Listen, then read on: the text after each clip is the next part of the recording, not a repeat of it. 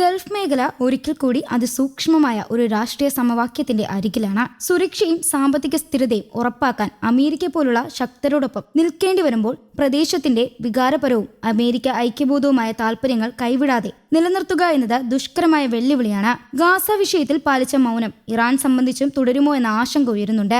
അതേസമയം Israel Palestine സംഘർഷങ്ങളിൽ മധ്യസ്ഥത വഹിച്ച ഖത്തർ, ഒമാൻ പോലുള്ള രാജ്യങ്ങളെ യുദ്ധവലയത്തിലേക്ക് വലിച്ചഴിക്കുന്ന പുതിയ സാഹചര്യം സമാധാന ശ്രമങ്ങളെ കൂടുതൽ സങ്കീർണമാക്കുകയാണ്.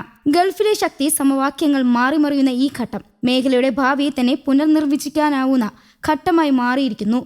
രണ്ടാമതും അധികാരമേറ്റ ശേഷം അമേരിക്കൻ പ്രസിഡന്റ് ഡൊണാൾഡ് ട്രംപ് ആദ്യ ഔദ്യോഗിക സന്ദർശനം നടത്തിയത് ഗൾഫ് മേഖലയിലായിരുന്നു. 2025 മേയിൽ 4 ദിവസം നീണ്ട യാത്രയിൽ അദ്ദേഹം സൗദി അറേബ്യയും UAEയും ഖത്തറും സന്ദർശിച്ചു. തന്ത്രപരമായ സാമ്പത്തിക സഹകരണത്തിന്റെ ഭാഗമായി $2 ലക്ഷം കോടി പ്രതിബദ്ധതയാണ് ഈ 3 രാജ്യങ്ങളിൽ നിന്നായി ട്രംപ് നേടിയെടുത്തത്.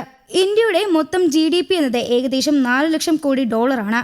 ഈ സംഖ്യയുമായി താരതമ്യം ചെയ്താൽ അറബ് മേഖലയുമായുള്ള അമേരിക്കയുടെ സാമ്പത്തിക സഹകരണത്തിന്റെ ആഴം കൂടുതൽ വ്യക്തമാകും. ഇതെല്ലാം നടക്കുന്നത് ഇസ്രായേൽ ഗാസ യുദ്ധം കൊടുമ്പിരി കൊള്ളുമ്പോഴായിരുന്നു എന്ന് കൂടി ചേർത്ത് വായിക്കുമ്പോൾ പുതിയ ഗൾഫ് എന്താണെന്നറിയാം. പഴയ ബോധങ്ങളെ വെച്ച് പുതിയ സാഹചര്യങ്ങളെ വിലയിരുത്തരുത്. മുൻകാലങ്ങളെ അപേക്ഷിച്ച് എണ്ണയുടെ വിലപേശൽ മൂല്യം ഗണ്യമായി കുറഞ്ഞു എന്നതാണ് ഗൾഫ് മേഖല ഇന്ന് അനുഭവിക്കുന്ന ഏറ്റവും വലിയ പ്രശ്നം. അമേരിക്കയ്ക്ക് ഇന്ന് ഗൾഫ് മേഖലയിൽ നിന്നുള്ള എണ്ണയുടെ ആവശ്യമില്ല. മറിച്ച് ലോകത്തെ വലിയ എണ്ണക്കച്ചവടക്കാരിൽ ഒരാളാണ് അമേരിക്ക. അതുകൊണ്ട് കൂടിയാണ് അമേരിക്കയോട് നെഞ്ചു വിടർത്തി വിലപേശി നിൽക്കാൻ അവർക്ക് സാധിക്കാത്തത്. ഈ പശ്ചാത്തലത്തിലാണ് അറബ് മേഖലയും ഇസ്രായേലുമായുള്ള ബന്ധം നോർമലൈസ് ചെയ്യാൻ ലക്ഷ്യം വെച്ചുള്ള എബ്രഹാം സന്ധി പ്രസിഡന്റ് ട്രംപ് മുന്നോട്ട് വെച്ചപ്പോൾ പലർക്കും അത് സ്വീകാര്യമായി തോന്നിയത്. 2020 ഇസ്രായേൽ, UAE, ബഹ്റൈൻ എന്നീ രാജ്യങ്ങൾ അതിൽ ഒപ്പുവെച്ചു. 2023 സൗദി അറേബ്യ കൂടി ഒപ്പുവെക്കാനിരിക്കുമ്പോഴാണ് ഒക്ടോബർ 7 ഹമാസ് ഇസ്രായേൽ ആക്രമിക്കുന്നത്. അതോടെ ഈ സന്ധിയുടെ ഭാവി ഇരുട്ടിലായി. ഈ സന്ധിയെ അട്ടിമറിക്കുക എന്നത് തന്നെയായിരുന്നു ഇറാന്റെ ആവശ്യം. അതാണ് അന്ന് ഹമാസ് ചെയ്തത്. ഹമാസ് എന്നത് ഇറാൻ പോറ്റി വളർത്തിയ മിലിറ്റന്റ് ഓർഗനൈസേഷനാണ്. ഈ യുദ്ധം ഇറാൻ ഒറ്റയ്ക്ക് ചെയ്യേണ്ട ഒന്നാണ്. മാത്രമല്ല ഇറാന്റെ കൂട്ടാളികളായ ഹമാസ്, ഹൂതി, ഹിസ്ബുള്ള ഗ്രൂപ്പുകൾ മുമ്പത്തേക്കാൾ ക്ഷീണിതരാണ്.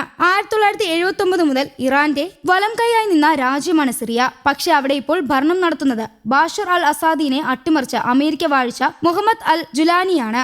ഇറാന്റെ കൂട്ടാളികളാണെന്ന് പടിഞ്ഞാറൻ ലോകം ചൂണ്ടിപ്പറയുന്ന റഷ്യയോ ചൈനയോ ഈ സംഘർഷത്തിൽ നേരിട്ട് ഇടപെടാനുള്ള സാധ്യത തീർത്തും വിരളമാണ്. അതുകൊണ്ട് തന്നെ ചിന്തിക്കേണ്ടത് ഇറാനാണ്. ഒരുപക്ഷെ തൊട്ടയൽപ്പക്കമായ അഫ്ഗാനിസ്ഥാനിൽ നിന്ന് ഇറാന് കുറേയേറെ പഠിക്കാനുണ്ട്. അട്ടിമറിക്കപ്പെട്ട ഭരണകൂടങ്ങൾ പതിറ്റാണ്ടുകളോളം മണ്ണിനടിയിൽ കിടന്ന് സാഹചര്യമൊത്തു വരുമ്പോൾ പുനർജനിക്കുന്നത് ചരിത്രത്തിൽ അസാധാരണമല്ല.